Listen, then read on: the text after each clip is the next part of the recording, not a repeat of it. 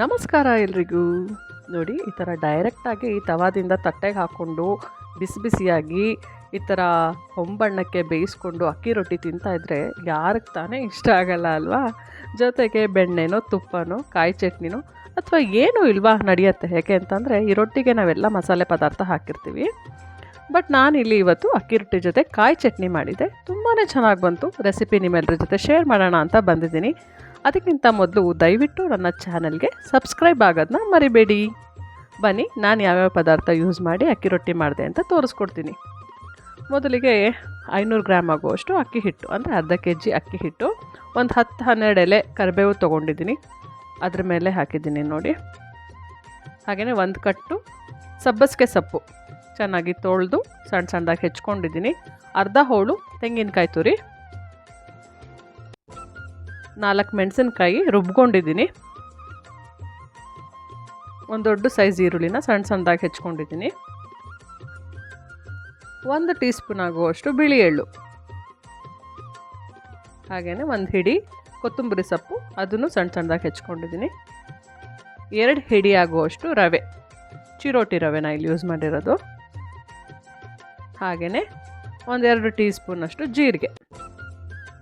ಇವಾಗ ಇನ್ನೊಂದು ಕಡೆ ನೀರು ಮರಳಕ್ಕೆ ಇಟ್ಕೊಂಡಿದ್ದೀನಿ. ಅಂದರೆ ನೀರನ್ನ ಚೆನ್ನಾಗಿ ಮರಳಿಸ್ಬೇಕು. ಇದಕ್ಕೆ ಬಿಸಿ ಬಿಸಿ ನೀರು ಹಾಕಬೇಕು.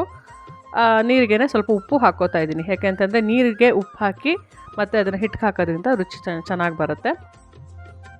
ಇವಾಗ ನೀವು ಈ ಪದಾರ್ಥಗಳನ್ನೆಲ್ಲ ಸೇರಿಸ್ಕೊಳ್ಳುವಾಗ, ಅಂದರೆ ಈ ಥರ ಕೈಯಲ್ಲಿ ಮಿಕ್ಸ್ ಮಾಡ್ಕೊಳ್ಳುವಾಗ ಉಪ್ಪು ಹಾಕೋ ನೆಸೆಸಿಟಿ ಇಲ್ಲ. ಯಾಕೆಂದರೆ ನಾವು ನೀರಿಗೆ ಉಪ್ಪು ಹಾಕ್ಕೊಂಡಿರ್ತೀವಲ್ಲ, ಸೊ ಅದೇ ನೀರನ್ನ ಇದಕ್ಕೆ ಹಾಕ್ತೀವಿ. ಸೊ ಚೆನ್ನಾಗಿ ಈ ಥರ ಕೈಯಲ್ಲಿ ಎಲ್ಲ ಪದಾರ್ಥಗಳನ್ನು ಮಿಕ್ಸ್ ಮಾಡ್ಕೊಳ್ಳಿ.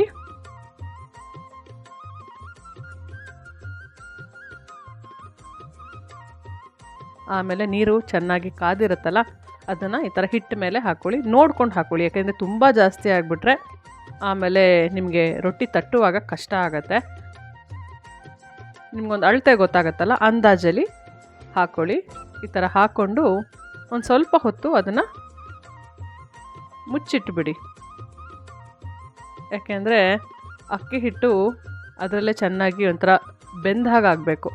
ಈಗ ಇಲ್ಲಿ ಕಾಯಿ ಚಟ್ನಿಗೆ ರೆಡಿ ಮಾಡ್ಕೋತಾ ಇದ್ದೀನಿ.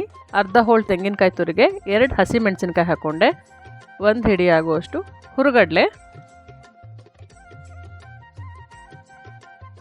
ಒಂದು ಅರ್ಧ ಹಿಡಿಯಷ್ಟು ಕೊತ್ತಂಬರಿ ಸೊಪ್ಪು, 7-8 ಬೆಳ್ಳುಳ್ಳಿ ಎಸ್ಲು, ಸ್ವಲ್ಪ ಉಪ್ಪು, ಹಾಗೆಯೇ ಸ್ವಲ್ಪ ಸಕ್ಕರೆ ಹಾಕ್ಕೊಂಡೆ. ಇವಾಗ ನೀರು ನೋಡ್ಕೊಂಡು ಹಾಕ್ಕೊಳ್ಳಿ.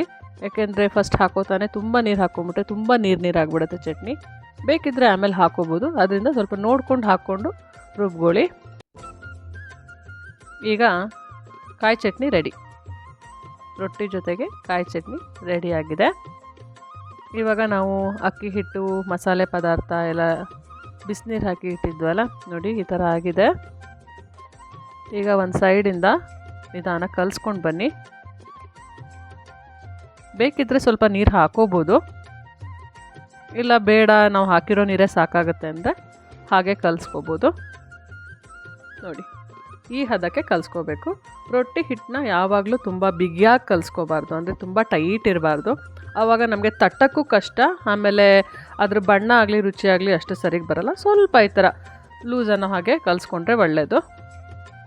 ಅಂದರೆ ತಟ್ಟಕ್ಕೆ ನಮಗೆ ಹದವಾಗಿರಬೇಕು ಆ ಕನ್ಸಿಸ್ಟೆನ್ಸಿಲಿ. ನೋಡಿ, ಇವಾಗ ತಟ್ಟಕ್ಕೂ ಸರಿಯಾಗಿದೆ, ಮತ್ತು ಬಣ್ಣನೂ ನೋಡಿ ಎಷ್ಟು ಚೆನ್ನಾಗಿ ಬರುತ್ತೆ. ಮಧ್ಯ ಮಧ್ಯ ಈ ಥರ ನೀರು ಕೈಗೆ ಅದ್ಕೊಳ್ಳೋದ್ರಿಂದ ನಮಗೆ ರೊಟ್ಟಿ ಹಿಟ್ಟು ಕೈಗೆ ಅಂಟಲ್ಲ.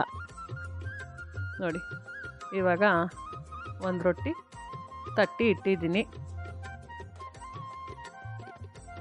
ಇದನ್ನು ಈಗ ಸ್ಟವ್ ಮೇಲಿಟ್ಟು ಬೇಯಿಸ್ಕೊಳ್ಳೋಣ. ಫಸ್ಟು 1-2 ಸ್ಪೂನ್ ಆಗುವಷ್ಟು ಎಣ್ಣೆ ಹಾಕ್ಕೊಂಡು ಬೇಯಿಸ್ಕೊತಾ ಇದ್ದೀನಿ. ಇವಾಗ ಮುಚ್ಚೋಣ. ಏನಾದರೂ ಒಂದು 4 ನಿಮಿಷ ಆದಮೇಲೆ ನೋಡಿ ಈ ಥರ ತೆಗೆದೆ. ರೊಟ್ಟಿ ಚೆನ್ನಾಗಿ ಬೆಂದಿತ್ತು.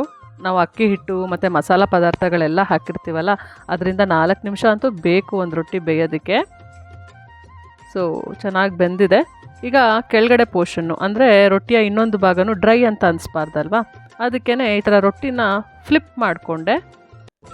ಜಸ್ಟ್ ಹೀಗೆ ಫ್ಲಿಪ್ ಮಾಡಿಕೊಂಡು ಒಂದು ಡ್ರಾಪ್ ಆಗುವಷ್ಟು, ಜಾಸ್ತಿ ಬೇಡ, ಜಸ್ಟ್ 1 ಡ್ರಾಪ್ ಆಗುವಷ್ಟು ಎಣ್ಣೆ ಹಾಕ್ಕೊಂಡು ಜಸ್ಟ್ ಹಾಗೆ ಅದೇ ಸ್ಪೂನಲ್ಲಿ ಸ್ಪ್ರೆಡ್ ಮಾಡಿದೆ.